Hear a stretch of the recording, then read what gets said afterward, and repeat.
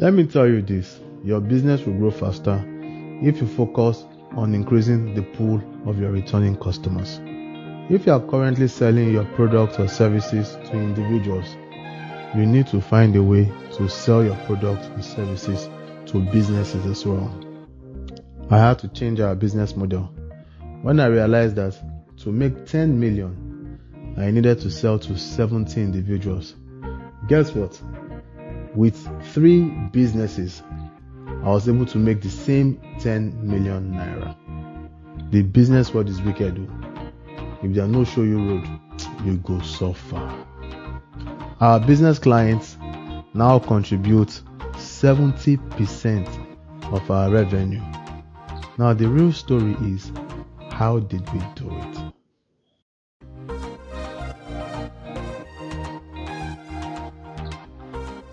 At the end of today's episode, you will learn how to reposition your business to attract business clients with huge revenue potential. Let me tell you. I founded Piston and Fusion in 2009 with a singular goal. The goal was to help people pass the PMP exam and also learn how to manage projects. And what I did was, each year I started adding one course or one certification. So I added HR, then health and safety. But the reality was that our organic growth was very slow. The challenge started to surface.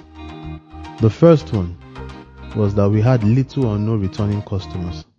And then the second one was that the cost of acquisition of new customers was getting really expensive and was biting hard into the business profit. Now let me explain why we had very few returning customers. We offered training and certification programs to individuals. Now, after they complete their training, we had nothing else to offer them, so they had no incentive to return. The implication of few returning customers meant that I had to look for new leads every month. I was spending 500,000 weekly to generate new leads. It had its own toll on the business. I kept on asking myself, shey na like this we go day. Hey. I embarked on a journey to find a solution. This journey no be here. And then what I did was I researched extensively. And then I found the solution. And I will share the solution. One secret to returning customer is to sell to business clients. And in my line of job, think about it.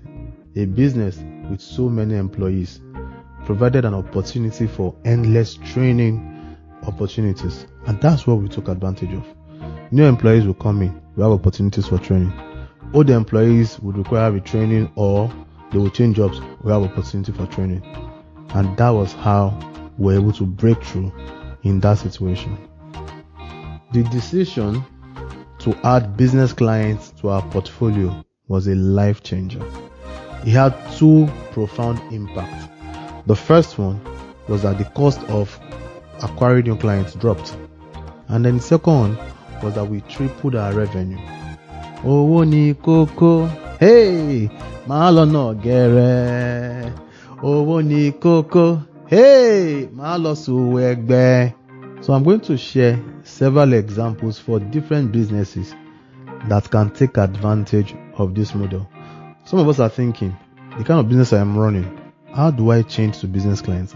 So let me give you an example. Imagine if you are a plumber. You are thinking, I serve plumbing works. You can sign up with a company and be the official plumber. Imagine if you're selling food. You can sign up with a company and be supplying them food. It could be vegetable oil that you sell. You can sign up with a restaurant to be their supplier of vegetable oil. Imagine if you are selling beddings, bed sheets, curtains. And you're saying, how do I now upgrade it to business clients? Imagine if you could talk to hotels and then start supplying them pillowcases and curtains. The general idea here is to think about how can you move from just selling to individuals to business clients. If you have a business and you are not sure if it's suitable to sell to business clients, what you should do is to simply drop me a comment on this episode, explain the kind of business that you are currently doing, and then I will explain in detail how you can attract and sell to business clients. Now, to attract business clients, I'll recommend 3 repositioning decisions you should make. 1. Create product categories or services for business clients. So what do? Research what they want and how they want it, and then create the product for them in the way that they would need it. 2. Set up separate marketing and sales processes for the acquisition of business clients. Don't use the same processes you use for individual clients for business clients. 3. Adopt relationship marketing approach. Somebody's asking, what does that mean? Well, simple. You have to be friends with key decision makers within the organization that you are targeting. It is through that friendship that you consolidate your position as a regular supplier. Let me advise. Do not ditch the process or processes you currently use to acquire individual clients. You would need it. The reason being is, to convert a business client, it usually takes time. So you will need your individual clients to sustain the business while you are pursuing the business clients. But once it clicks, now cash out season. This is a special 6-part series on how to grow your business. And the next episode, I'm going to be telling you about the 3rd strategy that I use to grow my brand.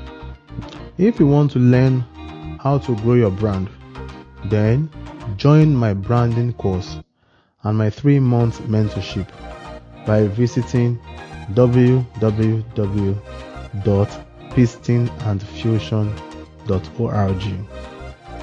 Oh my God, we have come to the end of today's episode. It's so short, but that's not a problem. There are a couple of things that I would like you to do. You've been watching this podcast, right? And you have been enjoying it. Kindly subscribe to the channel and also share this podcast with any entrepreneur that you know, so that they can leverage on the insights, so that they can grow their own business as well. Till we meet again, I remain your host, Adeola Badmus.